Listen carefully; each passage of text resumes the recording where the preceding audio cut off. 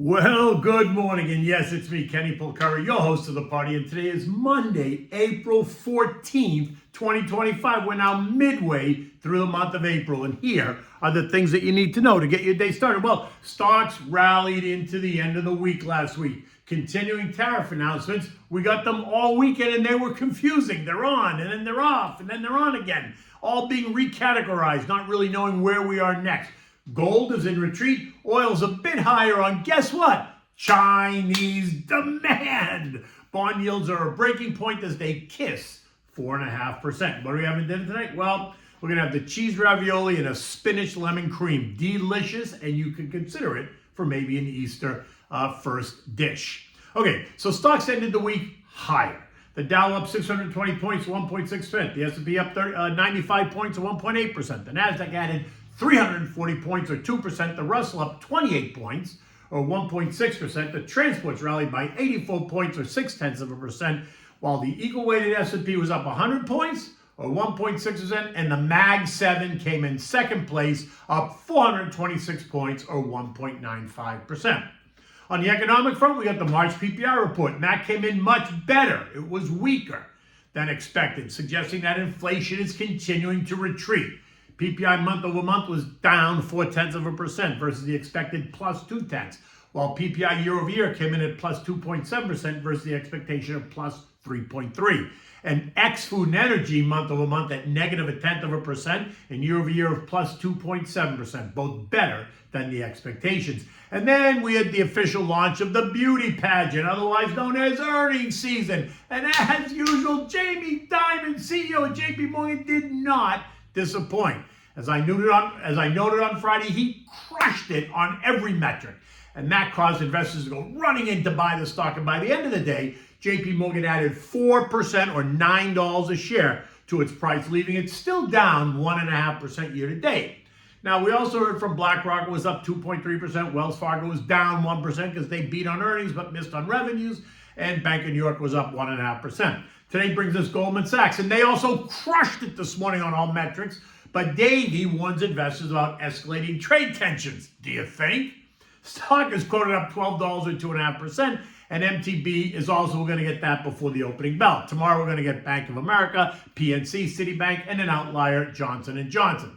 So buckle up and buckle down and get ready for what we're going to hear. And while earnings are expected to grow year over year, this quarter will really be about what they say going forward. How many companies are going to opt out of giving guidance due to the ongoing chaos over trade, and how many will not? And what does that mean for investors? Well, we're about to find out. Now, bonds tanked last week while yields surged on the back of all this chaos. The TLT giving back the year's gains of 6.5%. Now they're down 0.5% for the year to date. TLH also gave back 6%, leaving that ETF down 0.1% on the year.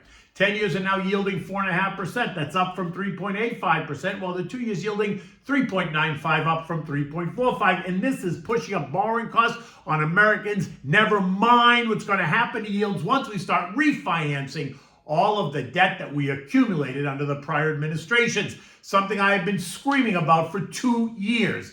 That then, Secretary of the Treasury, Janet Yellen, chose to refinance the debt at ultra-low short-term rates versus low longer-term rates, right? The 10-year bond was at 0.7%, while the 2-year notes were at 0.1%. You can credit that idea to anticipation of low rates for longer, flexibility in debt management, political considerations, and or yield curve dynamics. On the flip side, many have called this a massive historic blunder, arguing that issuing long-term bonds, 10 or 30 years, would have locked in near zero rates for decades, saving billions of dollars as rates rose sharply in 22 and 2023. They suggest Yellen completely underestimated inflation risk or completely misjudged the situation, forcing us now to refinance short-term debt at 4 to 5% instead of 1 to 2%. Oil surged by 2.5% or $1.40 a barrel to end the week at $61.48. This morning was up another 60 cents at 62.10. All while our friends at Goldman warned us that large surpluses within the next 2 years. Now remember when they tried to tell us that demand is waning, specifically China, which is why prices were lower. Well, this morning, oilprice.com reports that China's oil imports hit a 20-month high as Iran and Russia flows rebound. China's imports are topping 12 million barrels per day in March, the highest it's been since August of 23, and much higher than the January-February level of 10.38 million barrels per day. So again, any weakness in oil prices is more of a supply issue rather than a demand issue. Now, after testing $55 last week during all the commotion and chaos, oil is back above 60 and it's settling in that $60 to $68 trading range. Gold, well, that traded as high as $32.63 on Friday before ending the week at $32.44. This morning it's down $14 at $32.30 as it settles down after the exponential move higher this year. It's up 22% year to date. And last year, too, was up another 25%. It feels a bit toppy here at $32.60, and I'm not going to be surprised if we see it retreat back to the 3,000 range as it consolidates the move. And so it was the week that was, and the weekend has only added more chaos to the conversation. Saturday began with this headline: tariff exemptions on electronics and semiconductors are being announced, which then sent Dan Ives, managing director at Wedbush Securities and senior equity analyst and a fan favorite, to issue this tweet. And he was all very excited about it. And I'll quote, "Finally, the news U.S. tech investors were dreaming of. Chips, smartphones, computers are exempt from tariffs. U.S. big tech spoke and the White House made the right move at the right time. Massive relief for market and tech stocks into Sunday night," adding that tech would see a monster rally. Well, he sent this after it was reported that those tariffs were going to be exempt, or at least that was the understanding. But then the headlines changed, and then they became this, right? It was all very chaotic. Refunds on all tariffs in these categories date back to April 5th, which then became electronic and semiconductor tariffs are delayed for a month or maybe two, which then became tariffs were simply being recategorized. I'm not really sure what that means, but apparently they're not exempt anymore, which is now tariffs are just moving to a different tariff bucket per Donald Trump. Trump, in a tweet on Truth Social, saying that, and I quote, "Nobody," in capital letters, nobody is getting off the hook for unfair trade balances and non-monetary tariff barriers that either countries have used against us, especially not China, which by far treats us the worst. There was no tariff exception announced on Friday. These products are subject to the existing 20% fentanyl tariffs, and they are just moving to a different tariff bucket." Not really sure what that means, but...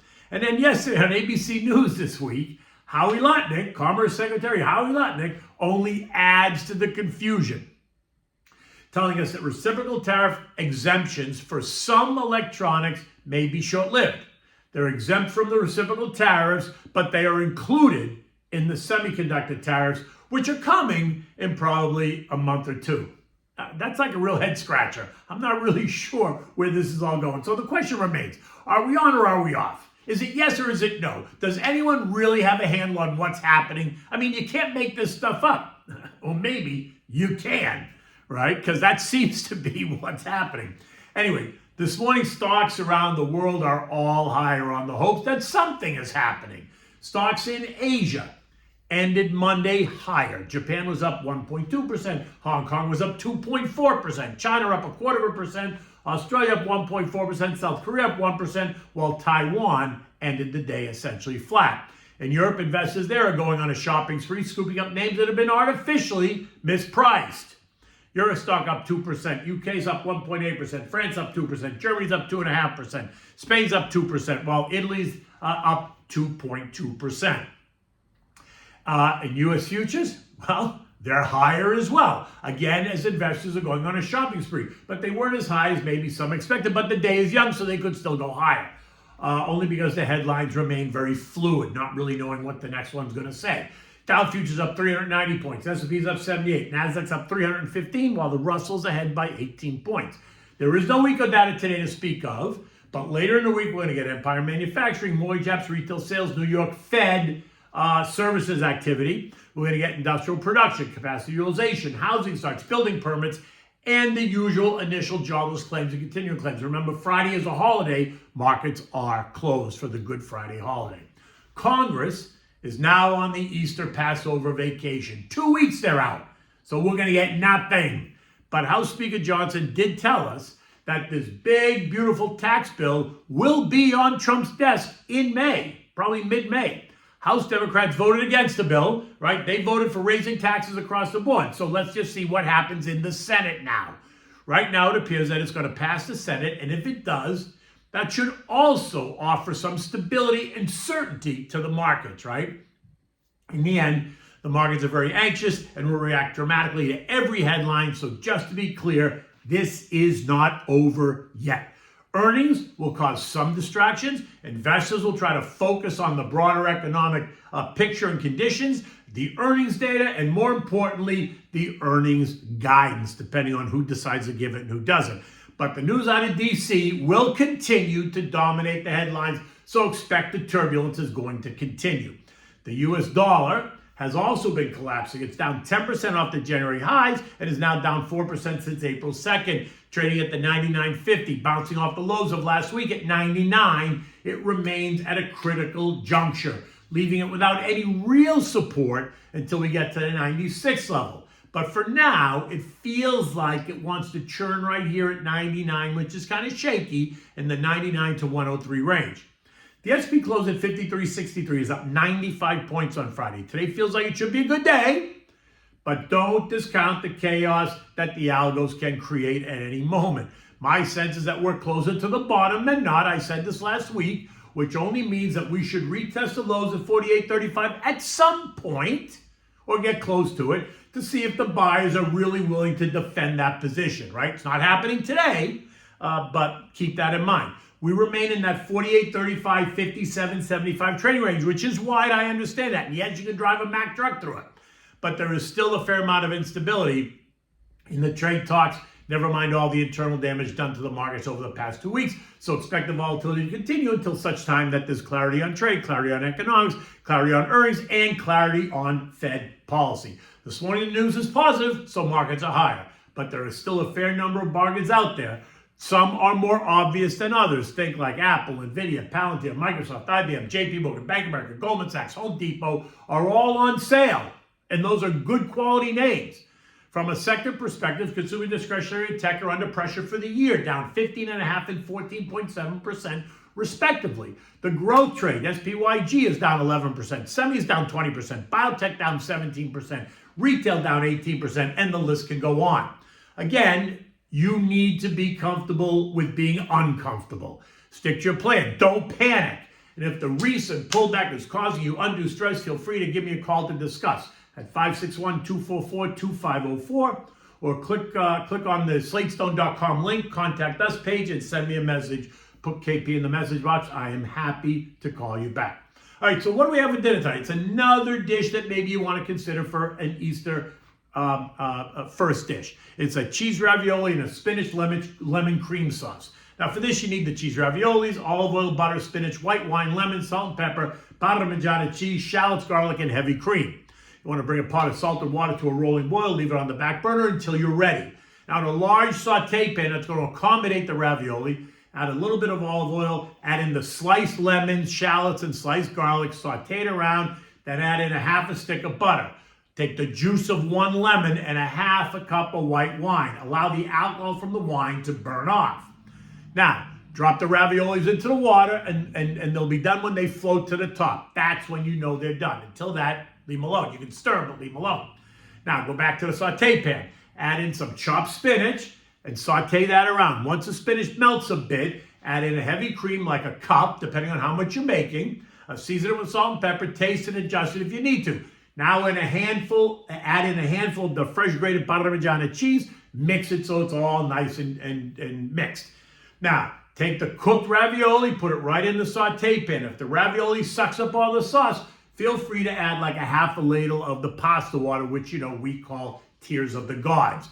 You want to serve this immediately in warm bowls, always having extra cheese on the table for your dinner guests.